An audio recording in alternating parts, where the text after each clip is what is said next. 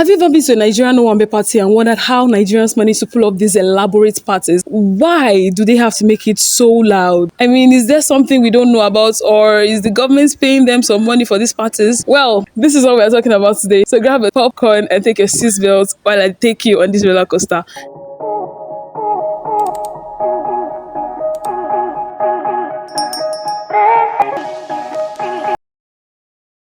Listen, I show every ladies, I show every ladies, see, I show every ladies, see, I show every ladies, some of it about I show every.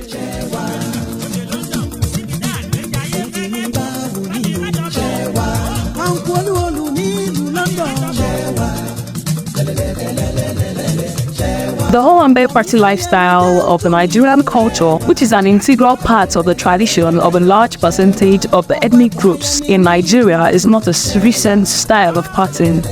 Prior to the inception of Nigeria, each tribe and ethnic groups had their own way of partying and celebrating eventful things in their lifetime. Though the patterns with which the celebrations took were not exactly the same and were unique to each ethnicity. One thing though was similar. Every one of these parties had to be loud. A lot of money has to be spent, and food and wine must be excessively available. The word Owambe literally means it is there. That is, something important is going on there. It is especially unique to a particular ethnicity in Nigeria, the Yorubas. Though it is now no longer used solely as a Yoruba word, it still finds its origin back to the Yoruba people. This word is generally accepted because it captures the intent behind every party organized by Nigerian, which is to make sure every one person knows that there is something important is going on there. This is to bring to the fore the level of importance, influence, and affluence the party organizers have in their respective localities. This is why Owambes are filled with hundreds and thousands of people, because it is believed that the crowd you are able to gather at your events determines the level of influence you have. You wouldn't want to organize a party and not have people in their numbers. That would be a total disaster. There are only a few events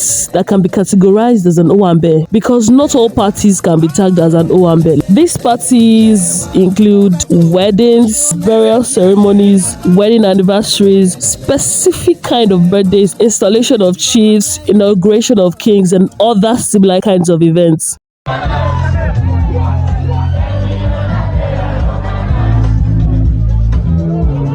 The very first thing that catches the eye and distinguishes an Owambe from a regular party is the decor. It is usually elevated and top-notch. Usually, the room will have similar colors, where the chairs, the tables, and even the color of the ground you walk on are looking almost the same. Most times, we have impressive chandeliers, gorgeous flowers, and a lot of beautiful things going on in the background. Now, take a look at the chandeliers at this event. Isn't this spectacular? This is giving a typical Owambe. One key element of an Owambe is the Asoebi. The word Asoebi also originated from the Yoruba culture and is now popularly used across other ethnicities, though other ethnic groups have names peculiar to their ethnicity. Asoebi is the common outfit that is usually selected by the organizer of the events that everyone attending the event is expected to wear to identify with the celebrants and show they are actual invited guests. Also, in weddings, their Asoebi usually varies from the bride's friend's outfit to the groomsmen's outfit to the bride's family, groom's family outfits. This is a major element of the Owambe that takes it up the notch and makes it unique. Look how colorful this whole combination of the bride's friends and the groom's friend in the Asoebi. Look at how it's looking. See how pretty it's giving. Oh my god. The culture of bringing down the dance floor and spraying whoever has taken the stage with loads and loads of money is something that cannot be removed from an Owambe. This is usually one of the major highlights of the party. It is at this point that the big man aura in the Nigerian soul comes to light, where the spear is surrounded by a sense of importance and elegance. It is like a wine he's drinking, and at that point he's high and at the top of his own world. Although this is the state of the mind of the sprayer, there is also a form of connection between the sprayer and the sprayed, where the celebrant, usually the sprayed in this case, feels the sense of being actually celebrated and thoroughly showered with love by his guest. This is the point where the guest proves the importance of his presence in the Owambe and also indirectly gives financial support to the celebrant, knowing it costs a lot to put together an elaborate party. Who's your guy? Now only me you alive. As we play like beans and rice, I would never leave your side. I would never, I dedicate. Dedicate to you, my guy. Food, the other one there, is a non-negotiable element that comes second to none. This is an aspect of the party that must be on point. This is why every food vendor Brings their A games to the party when it comes to the delivery of their service and even the quality of food they offer. The signature food for every Owambe is usually the Owambe Party jollof, popularly known as the Nigerian jollof. It is unique because of how different it tastes from your regular everyday jollof.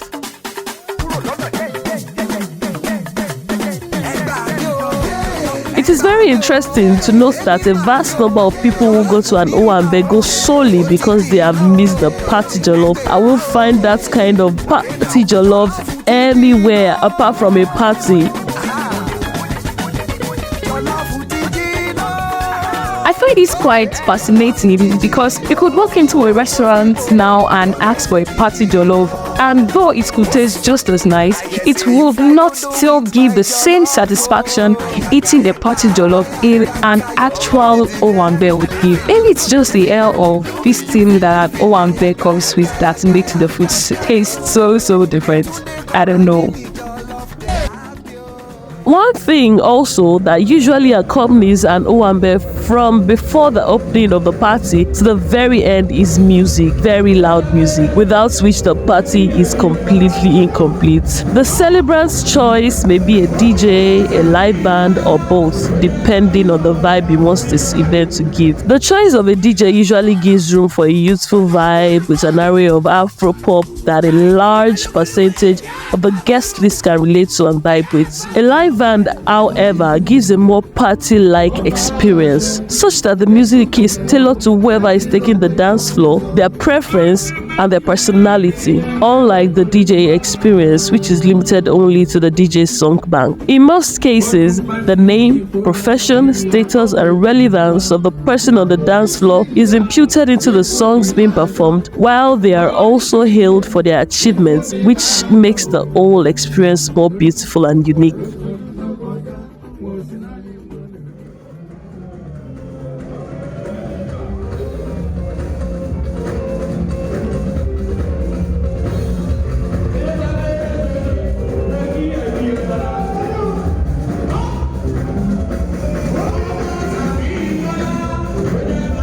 On a final note, it is good to emphasize that both the rich, the poor, and the middle class of the Nigerian social ladder have their own way of pulling their parties and making it a memorable experience for them.